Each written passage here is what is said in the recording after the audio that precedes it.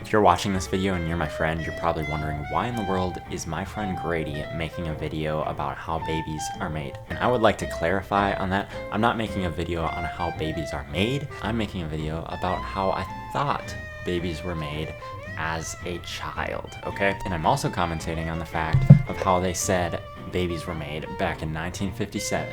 And let me tell you folks, it hasn't changed much, but I'm going to be pointing out the things that they talked about in 1957 about how babies are made, just in case you were curious. And if you're a married couple watching this, and you have clicked on this video because you literally have no idea how babies are made, and you're sitting in your honeymoon suite right now, and you're really like, I have no idea what we're doing, well, this probably isn't the video for you, but you can feel free to watch this on your honeymoon.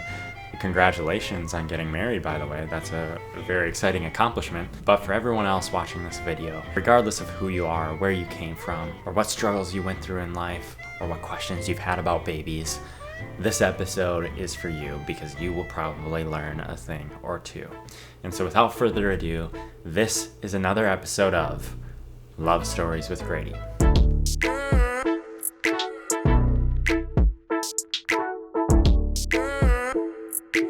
Hola, my name is Grady Wyzorek, and a little bit about me. I'm a 22-year-old boy who has never dated a girl longer than 22 hours. And so I picked up this book from 1957 called Facts of Life and Love for Teenagers.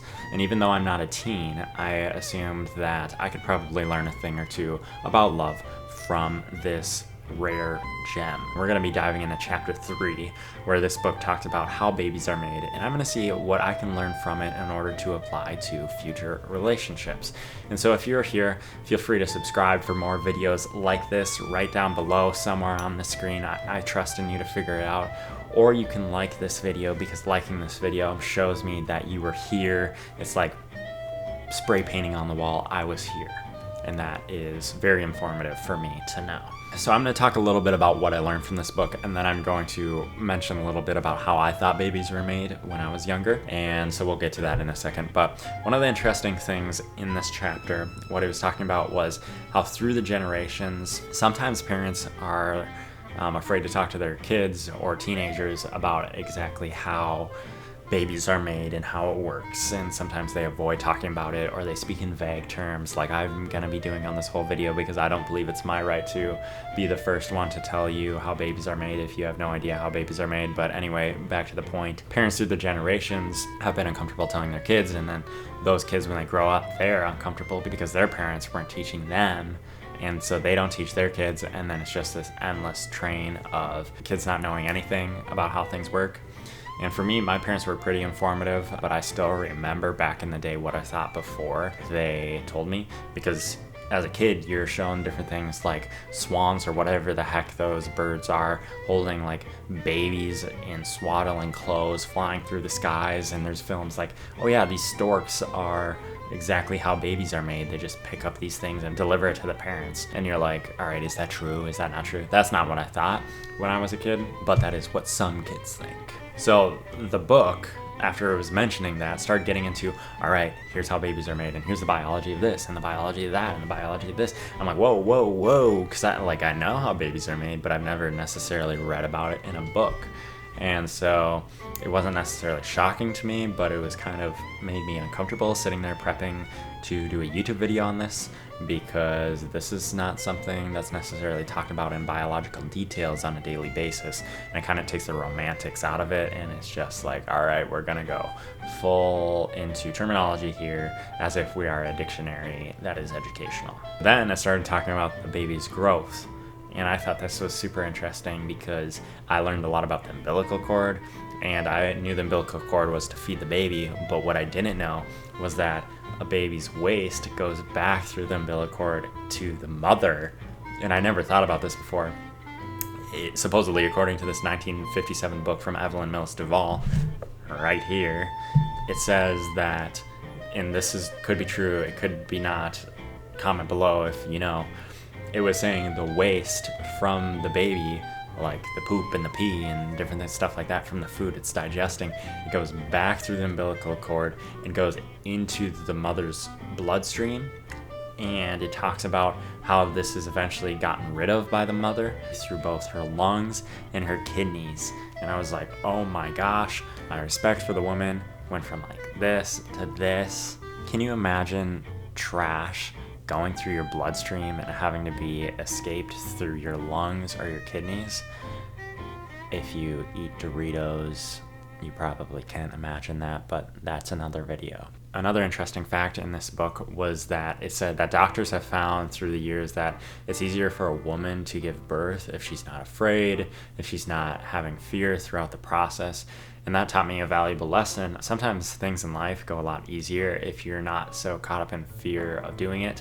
I assume, that psychological fact of a woman literally being afraid about what's coming out of her womb does have an effect on how her womb is handling the situation. It probably affects it more than the woman understands. If you're watching this video right now and you're really wondering how babies are made and you're in the hospital and you're having a baby as you watch this video, just calm down, you'll be good, be at peace. It's easier said than done, especially from a guy, but know that I respect you for giving birth right now. You go, girl. I also learned that back in 1957, some people thought that hypnosis was a good technique to ease the pain for a woman during childbirth. So when she was going into childbirth, they'd start hypnotizing her, and then she would go into like a trance during the pregnancy. And I think it was working some of the times, and I wouldn't necessarily recommend that because you might be shutting out the pain, but you might be adding a whole lot of other unwanted stuff during that hypnosis. So I wouldn't necessarily recommend that. I also learned about the afterbirth. I learned some vague things about this in the past of after the baby comes out, there's another birth that happens. Sometimes I'm reading a book and it is fiction and it refers to like the gunk that comes out after the baby.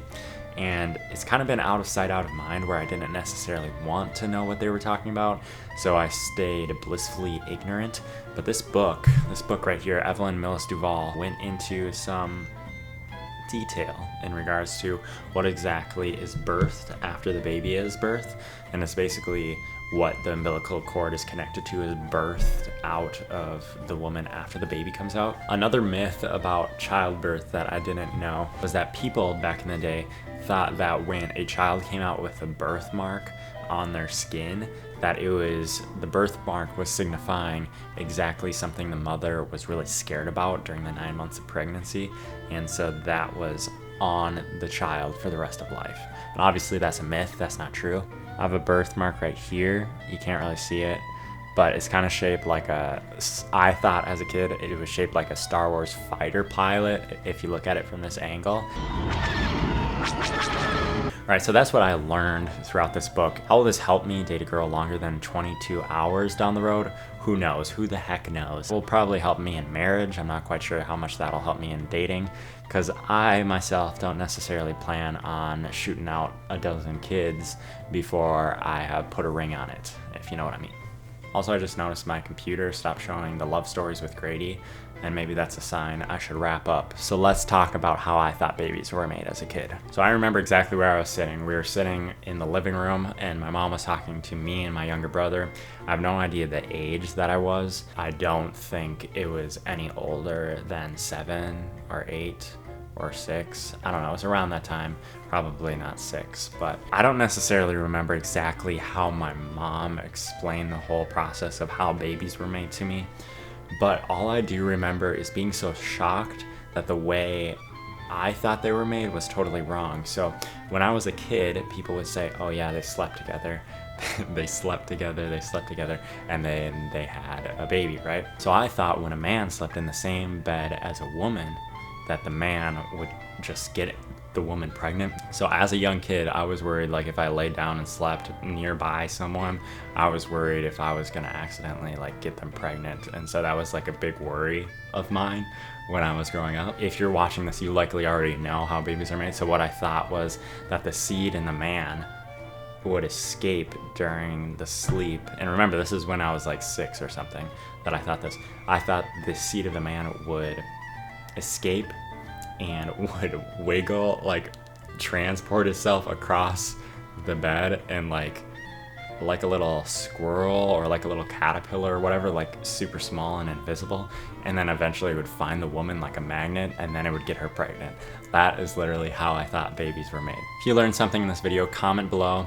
If you really liked some aspect of this video, give this video a thumbs up. I haven't read the next chapter for this book yet, but chapter 4 is called SEX Problems and Promises, and has this little image of a boy and a girl just sitting there wondering about SEX problems and promises. So if you're interested in seeing that video as well as hearing a little bit about the other chapters from 1957, be sure to subscribe below and you will get some valuable content. So until then, I hope you have a fantastic rest of your day, and I hope you learn not only how babies are made in this video, but how babies aren't made. All right, gang, I will see you on the next episode.